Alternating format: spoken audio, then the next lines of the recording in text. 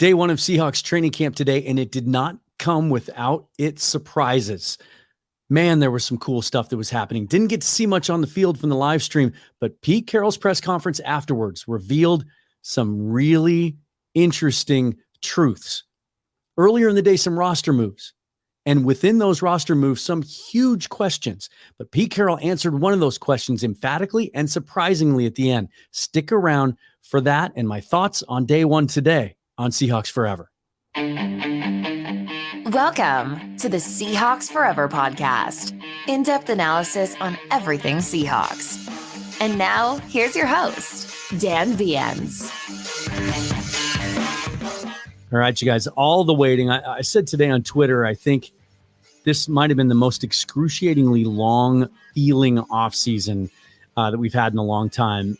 And it's because of expectations, because of the excitement over this roster and what this team can do. So many cool things happening right now. You've got Geno Smith coming in at number 77 on the NFL's top 100. Riq Woolen right behind him at 78. And such a cool thing for Geno. And it was a lot of fun to hear it and see it because it was just validation of what he did. And for all of those out there who have said, and some are still saying that, Geno's trash, it was a flash in the pan, that his track record leading up till last year says more about who he is than how he performed on the field last year. I've said this to people over the last 6 months. You know who disagrees with you? The rest of the NFL. General managers, front office personnel, and now we've heard it directly from the players. And they put it to a vote, and they spoke with their votes how they feel about Geno Smith. Geno, just one of the storylines heading into training camp today, day one out at VMAC, and they did live stream the workout, but we get nothing out of it. Other than we got to hear friend of the show, Paul Moyer, anchor the coverage. But they just don't show you much. You get to see some individual drills. And then when it gets to 7-on-7, the really cool stuff is when they cut it off. They just obviously, for obvious reasons, don't want us seeing that. But some really big news came out of camp today.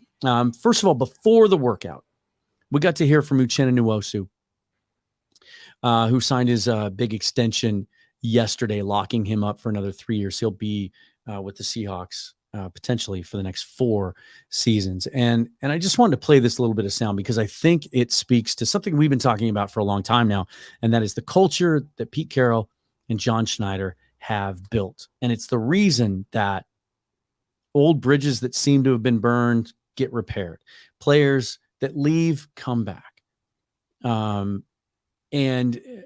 Nwosu spoke to it. The first question he was asked today is, when did you realize after signing as a free agent last year that you liked it here and wanted to be here beyond the 2-year deal that he initially signed last offseason? And I thought his answer was telling. Since day one, since I walked in the building, the energy, the culture, the way the coaches support you, the way they just, uplift you, just how everybody has positive energy.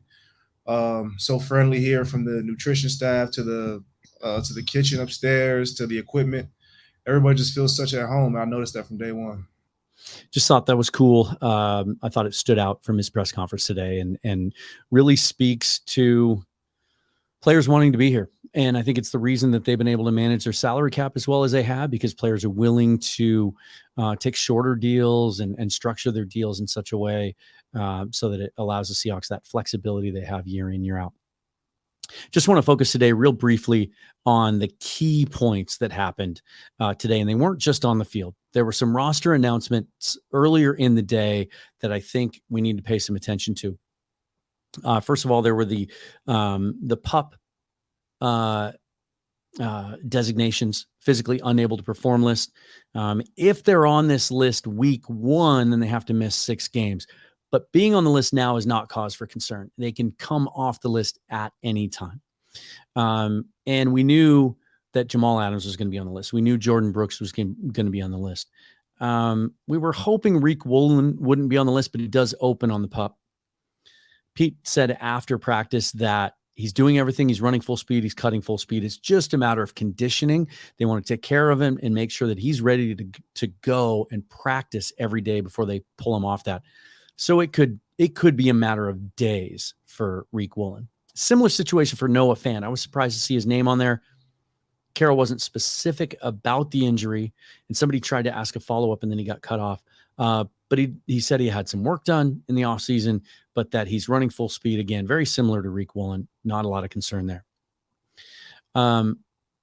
One of the things that really stood out to me that concerned me before practice even began was the news that Bob Condotta broke that Jonah Tavai, the undrafted free agent out of San Diego State, was waived with an injury designation. Now, earlier it had been reported, and some people even missed Condotta's report because they continued to report that he was placed on the non-football injury list. Bob is reporting that he was waived with a non-football injury designation. Now, if Carroll spoke to that after practice, I missed it. And so my apologies if those details have come out now, but I wasn't able to find them before I hit record of where that injury came from. We're seeing a similar thing carried out in Buffalo right now in regards to Nyheim Hines, who was injured in a jet skiing accident that wasn't his fault. But because it was non-football related, the Bills are trying to withhold his salary. They're thinking about asking for some of his signing bonus back. It's getting a little ugly there. We don't know how Tavai was injured, but it stood out to me because even though he was a unique build, he was an undersized player, 5'10", 285. He was so ridiculously productive at San Diego State with 28 tackles for loss and 19 sacks over the last 2 years. He'd become a favored sort of sleeper pick of people to make the rosters, or as just a kind of a cool, fun toy for the Seahawks to use. And maybe it's a situation where they can bring him back, but it really caught my eye because that nose tackle position, we've talked about it all off season long, that so much is being placed on Cameron Young's shoulders as a rookie. And there just wasn't a lot of quality depth there. And we keep waiting for them to add. I did an entire episode looking around the league at other potential roster cuts at the cut to 53 that the Seahawks could swoop in and pick up. Because he wasn't the first, right? Since the offseason started, first there was Effie Magia from Rutgers, a really productive, promising player that was originally reported to have signed as an undrafted free agent and then never showed up.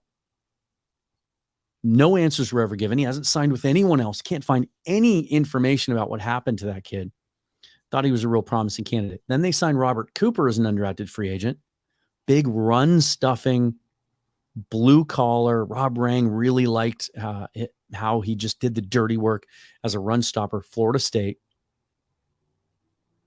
A lot of anticipation that he might have a shot at making the roster as a backup nose tackle. He was cut early in the offseason without any explanation. Now Tavai.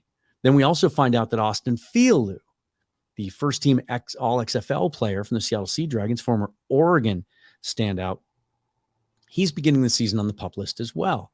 Bob Condotta had told us on this show that the staff really likes Fielu and his upside. So suddenly, after that news broke about Tavai today, Miles Adams, Cameron Young, and Roderick Perry II, who was just recently signed out of Illinois, played with Devon Witherspoon, spent a couple years on the Cleveland practice squad, appeared in 2 regular season games. That's it at nose tackle. That's cause for concern. That we like the potential Miles Adams showed at the end of last year, and maybe he can take another step forward this year, but he's a little undersized too. So it really, everything just kind of falls on Cameron Young. Which brought me to, we've been talking a lot the last couple of days about the potential of bringing Shelby Harris back. Shelby Harris obviously came over in the Russell Wilson deal last year.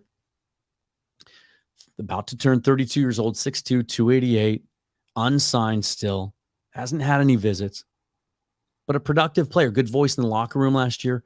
37 tackles, 2 sacks, but recorded the 4th highest quarterback pressure rate among defensive tackles in the NFL in 2022.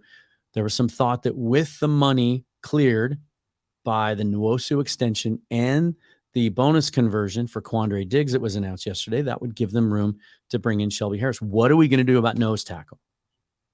Well, Carroll answered that in a shocking way. But I'm going to make you wait a few minutes for that because I want to get to a couple of the other things that stood out to me from his press conference at the end of practice. First of all, he addressed right off the bat the Devon Witherspoon situation. He was asked right away, are you concerned about him not being, and he brushed it off, basically said, not worried about it. He'll be here soon. He was asked about it again later. Somebody tried to press him a little bit more on details of, is it about structure? Is it about bonus? Because remember, these rookie deals are slotted. It is about, Brock Heward talked about it this morning, and Brady Henderson on ESPN, that there's just some distance between how much of the signing bonus the Witherspoon camp wants up front. The Seahawks want to spread it out. The quarterbacks drafted high have been getting their bonus 100% paid up front. Will Anderson got 85%. And so Carroll, again, the second time it was asked, just made it sound like, look, he's going to be here soon. Not worried. He said, quote unquote, I can't imagine it'll be an issue for very long. And then he was asked about Jamal Adams and Jordan Brooks. And again, Carroll sometimes can be overly optimistic about injuries, but I thought this was pretty eye-popping. They're close to being ready. None of us, meaning our side of it and the player side of it, we don't want to push it until we get more information here, take our time, judge our way through this thing and make sure we really take care of them. So that's what we're doing. They're close to being ready. He was asked a follow-up question. Can they be ready week 1? And he didn't say no. Hard to imagine that Jordan Brooks would be ready, seeing as how he suffered that ACL injury late last season. But gosh, who knows? We see guys come back from these quicker and quicker all the time with the advancements in that procedure.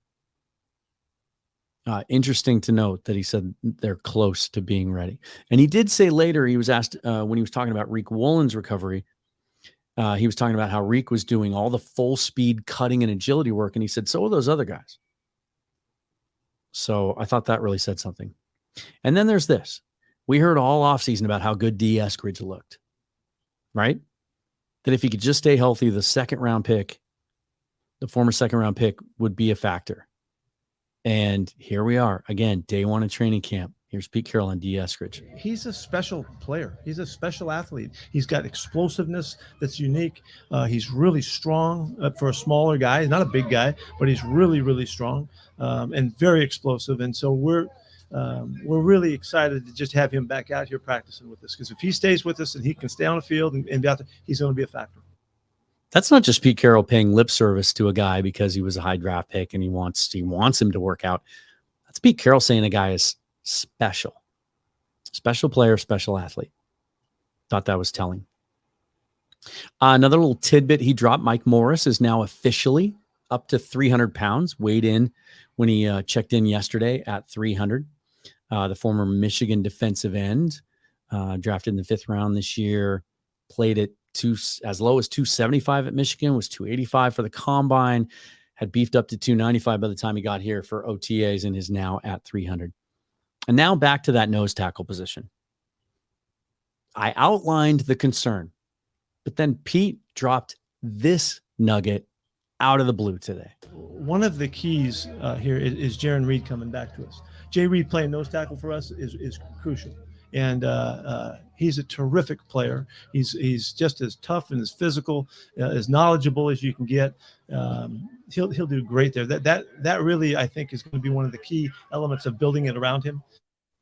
I don't think I missed this. I don't think anybody was expecting Jaren Reed to primarily play nose tackle. And again, couple of questions had passed, and then somebody else jumped in probably after it sank in, and they asked him a follow-up question. So Jaren Reed's going to play nose tackle now? And Pete says, that's what I said. I don't think this was the plan. I don't think it's the way he was used in OTAs. He was going to play big defensive end in that 3-4. They talked about him in that role. But then I think 2 things happened. One, they were able to get Mario Edwards Jr., and kind of a journeyman, but a guy they really like, and a guy that some things I've read from people that watched practice today stood out, that fits that scheme perfectly. And also the need, as outlined earlier, and just the reluctance to rely so heavily on the 4th round rookie Cam Young. So Jaren Reed now is being not just moved kind of back and forth. What did Pete say? Counted on to play nose.